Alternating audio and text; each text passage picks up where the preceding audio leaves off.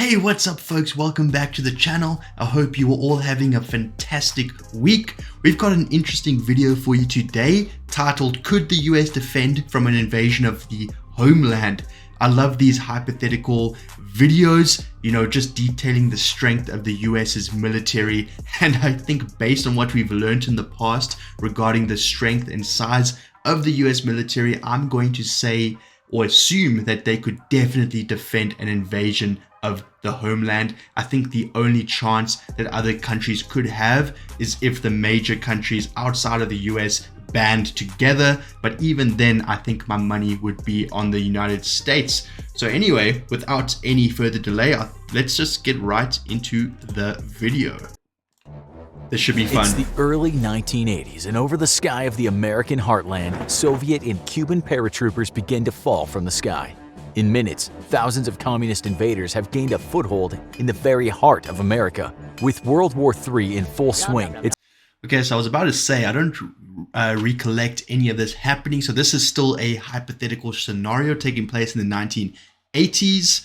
Don't quite know why we're starting in the 1980s, but I guess we'll just have to find out. It's up to a band of plucky teenagers to fight a guerrilla war against the godless commies. If you grew up in the 80s or just plain don't have bad taste in movies, then you're well aware of the action hit Red Dawn, a film that portrays a Soviet invasion of the United States toward the end of the Cold War. No, we're not talking about the remake. We don't speak of the remake. Okay, so clearly, this scene that he's set is based on the Red Dawn movie. I honestly have not watched Red Dawn as of yet. Have you guys watched Red Dawn? And if so, would you recommend that film to me? I definitely would appreciate your guys' advice regarding that. Sounds like it could be quite an interesting movie indeed. But film aside, could it really happen? That question was asked by infographics show fan Blazik, who wanted to know if someone were to invade America, could the US pull all its forces home and hold out against a foreign invader?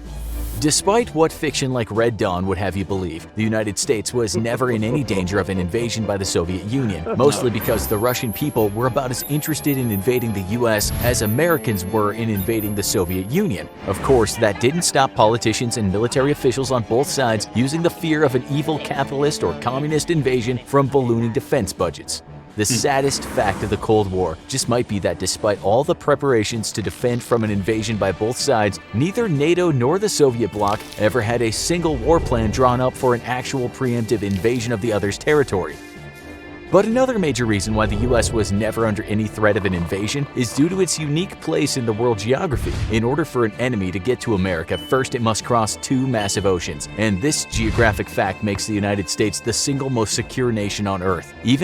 Yes, so we did learn this in a previous video that not only does the United States spend more than the rest of the top 10 countries as far as, military spending in the world is concerned, but they also have the largest capabilities technology-wise. They also have the most or third most people signed to the military. They've got the largest fleet of, attack or the largest attack fleet as far as aircraft and ships are concerned. Everything leans in favor to the United States. And then once you add the fact that geographically they're the best located, they just seem to be, impenetrable. So everything leans in favor of the United States, not just as far as an attack front, but also as far as a defensive front, it seems. Today, moving troops and equipment across the oceans is a massive undertaking in terms of both logistics and cost, and very few nations are even capable of attempting the feat. But let's say that the two leading peer competitors to the US decided to join forces and team up against the United States. With all troops returned home from overseas, could the US defend itself against a double-sided assault against it by China and Russia? First, the two-power alliance would have to decide on where to strike. For an invasion to be successful, both nations would have to land troops as quickly as possible, and that would require the use of a working seaport. These ports would require good rail and road infrastructure, and must have deep-water anchorages so that large cargo ships could dock and disgorge troops and heavy equipment. The need to take and hold major seaports is critical, as aside from a few token forces with a small number of fire support platforms, amphibious landings alone wouldn't be able to deliver firepower fast enough to secure a beachhead. In Normandy during World War II, the success of the landings was largely down to a brilliant deception played out by the Allies, which saw the Nazis concentrate their forces at the wrong landing site. And even when the real landings happened 100 miles away, Nazi commanders were so fooled by Allied intelligence that they ordered their forces to hold their positions, believing that the real assault was coming their way any day. The ruse, combined with some whopping tactical blunders by Hitler, allowed the Allies to quickly build a makeshift port facility which let Allied armor and artillery disembark. Had Hitler allowed his commanders to commit panzer reinforcements to the landings, Normandy would have likely ended as a complete catastrophe for the Allies. By the time he cleared reserve panzer units for the assault on the beachheads, Allied logistical units had already disembarked enough tanks to repel the assault. In an invasion of the US homeland, such a ruse would be impossible to pull off. So before we continue, it must be said that this video by this content creator was created well before the Russian invasion of Ukraine, and I think our perception of Russia's military strength was a lot higher than it is today. I think they've lost stock as far as their perceived strength after the invasion of Ukraine. Definitely not as powerful as we might have anticipated in the past. Long-range and satellite surveillance assets would see an invasion fleet days before it made landfall, and its target would be clearly known to the American defenders. Therefore, China and Russia would have to act quickly and decisively, taking major seaports and holding them long enough to disembark a sizable expeditionary force able to repel American counterassaults. For China, the only good options for unloading main battle tanks and mechanized artillery would be the ports in LA, Long Beach, Oakland, Tacoma, and Seattle. The LA Long Beach complex would be especially attractive as it's one of the world's largest ports and would allow Chinese forces to disembark very quickly. Unfortunately, these port facilities are also very close to several American air and naval bases, making them easily defended. The Seattle and Tacoma ports, however, are far more vulnerable, as only 5 major American bases are near these facilities. Landing in Washington, though, would mean Chinese forces would have to fight south and into California through easily defended and very mountainous terrain, a tactical nightmare for any Chinese commander. Russian invaders would face an even less enviable job. The American East Coast is home to far more numerous large port facilities, giving the Russian invasion force a greater number of targets to pick from. Unfortunately, the American East Coast is also the most heavily defended, with several dozen major military installations spread out from north to south. The East Coast is also home to America's largest military shipyards, which would be so heavily protected it would be suicidal to attempt a landing or assault against them. Russia's best bet would be to attempt a landing in Mobile, Alabama or Houston, Texas. This, however, would mean Russian forces would have to Good luck. Good luck landing in Texas and assuming nothing would happen to you. Spend more time out at sea and move into the Gulf of Mexico, where they would be surrounded on all sides but the south by major American air bases. For both our challengers, the tactical picture is not looking very good, as the United States simply has no viable landing sites for a major expeditionary force that couldn't be easily defended. China and Russia could opt to coerce or bribe Mexico or Canada into allowing them to land at their facilities and launch an invasion into the US itself. So already there, I find it very, very unlikely that Canada would ever deviate from their alliance with the United States. So straight away, if Canada got any word of joining forces, I feel like they would notify the United States immediately. So I do not think that's a viable, path for these invaders. This would be by far the best strategic option for the invasion forces, but in response to the agreement between either nation and the Sino-Russian alliance, the United States would immediately begin a large-scale bombing campaign against port facilities in Canada or Mexico, with every viable port being within easy reach of American bombers. Even before the invasion force crossed the ocean, they would be sailing for ports that have been turned into rubble. Assuming that the US didn't use naval aviation, which it definitely would, the invaders could opt for using ports in South America, well out of reach of most American bombers, and then simply move north to invade through Mexico. Moving through South America's poor rail and road infrastructure, though, would be a nightmare for the invaders, allowing plenty of time for the US to simply move blocking forces through Mexico to Panama and then hold off the invasion there. If, miraculously, though the alliance did manage to land forces in Canada or Mexico, it would face a different tactical nightmare altogether. In Canada, the lack of suitable border crossings would force the invaders to spread out over a large area, or bottleneck and be subjected to endless attacks by American air power. Also find that to be a very non-viable option because, US intelligence that they gather primarily in the Pentagon would have notified them already if they landed in Canada, and the large landmass that they would have to, venture through before they actually make it to the American border. By that point, America would be well aware of the invasion attempts, so even then, I don't think that's a viable option personally. In Mexico, military border crossings would be possible over a far larger area, but enemy forces would be moving through terrain that provided absolutely no cover. American air power would once more devastate any invaders trying to move through the flat terrain of the US-Mexico border. Geography alone provides the United States with near invulnerability from enemy invasion, but the logistics of the world's militaries proves why the US simply cannot be invaded. An invasion of the American homeland would rely on naval power to get the job done. And right off the bat, no nation on Earth, nor any combination of nations, has the firepower and logistical support needed to carry out such an invasion. The matter is one of historical necessity for the world. Ever since the end of the Second World War, all of the world's major powers have had no need to project military power far from their own shores, except for the United States.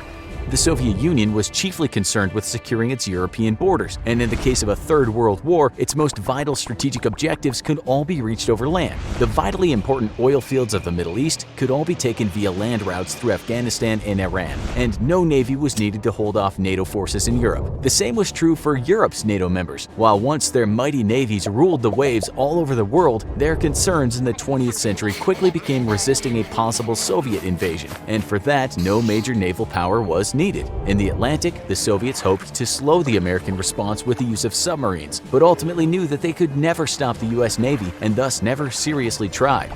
On the other side of the world, China struggles to turn itself into a first world power, and other than resentment towards Japan over its actions in World War II, China has had no real motivations to build a strong navy, at least until now. Much like the Soviet Union and Europe's NATO partners, though, China definitely had no real reason to build a heavy sea lift capability in order to move thousands of troops and heavy equipment across the ocean. On the other hand, the United States is both blessed and cursed by geography. While it's untouchable to invasion thanks to the Atlantic and the Pacific, it also means that in order to project power on the world stage, America has always needed a strong navy. This is the reason that the US has always had a very strong naval tradition, and why it has invested in naval and air transport more than any other nation on Earth. If US troops want to get somewhere, after all, they're certainly not walking there. To even get forces into the US, any invading army is going to need some serious sea lift capability, and no force on Earth comes even close to the US's 125-vessel Military Sea Lift Command, which operates a vast fleet of oilers, tankers, and heavy cargo transports. Yet, even this fleet is not enough according to some analysts, and plans are being called for that include dramatically increasing the capability of the US's military transport fleets. Can you imagine that they even think that the US military fleet or transport fleet as is not good enough and they're gonna be upgraded? That is absolutely crazy. China has in recent years expanded its landing ship capabilities, with several dozen available to carry troops and heavy equipment. These ships, though, are not meant for global operations and are only designed for cross-strait invasions into Taiwan or to ferry supplies to China's illegal holdings in the artificial islands it built across the South China Sea. A crippling lack of support vessels such as oilers means that China cannot physically get its landing ships across the Pacific, though even if this problem were to be solved, the nation cannot hope to make a contested landing on foreign soil. Again, this is because of China's lack of need for a global expeditionary military force. China's chief military concerns lie with a military invasion and forced repatriation of Taiwan, and thus it has not invested money into developing a true blue water navy. Russia has even less naval transport capability and support vessels, which again is a result of its military objectives being close to home. To compound the two nations' sea lift problems, both nations have no dedicated amphibious assault ships capable of providing close air support and air superiority to landing forces on a contested beach. By comparison, the US operates 9 of these specialized vehicles, and they will soon be equipped with the F-35 stealth fighter. Projecting air power is in fact the biggest weakness for any nation hoping to invade the US. Just a side note that, the F-35 is in operation. This video was obviously made before they were in operation, but the F-35s are definitely in the air today. And China and Russia combined only operate 2 active-duty aircraft carriers of extremely limited capabilities. Russia's infamous Admiral Kuznetsov very publicly had to be towed back to a friendly port after experiencing severe mechanical problems. Without adequate air power, neither nation could expect to secure a foothold on the U.S. mainland. America's air forces are twice as large as both nations combined, and its naval aviation alone is as large as Russia's total air power. If by some miracle either nation could get troops across the ocean to U.S. shores, the lack of air power would reduce the attempted landings to a suicide mission. In the end, not only could the U.S. protect from an invasion of the homeland, but it is currently and for the foreseeable future completely invulnerable to military invasion. Luckily, the U.S., China, and Russia have no desire to fight each other, and there exists no real reason to. Now that you've made it to the end of the video, why not keep learning about cool, Okay, awesome guys, that is the end of the video, and I must agree with everything said. I don't think the US is ever truly in danger of any invasion, at least not in the foreseeable future. Their military power just far exceeds any country on Earth, and even if you were to combine some of the other major forces on Earth, they still do not match the US. And the US's geography and defensive capabilities will by far be, you know, more than suitable to prevent or defend against any foreign invasion. Also, one thing to consider is, you know, despite China being seen as the US's greatest threat, they've got no real need to attack the US because they're so dependent on the US as far as foreign trade is concerned. I'm pretty sure the US accounts for most of the trade as far as exports from China. So it would be very counterproductive for them to ever, you know, anger the United States. So I feel like that is a losing battle. No country will win that battle, that is for sure. But folks, if you did find this video interesting or enjoyable, please remember to like the video and subscribe to the channel. I highly appreciate it. I'm uploading videos pretty much every single day. That's all I have for you today. So until next time, I hope you have a good one. I'll see you when I see you. Cheers. You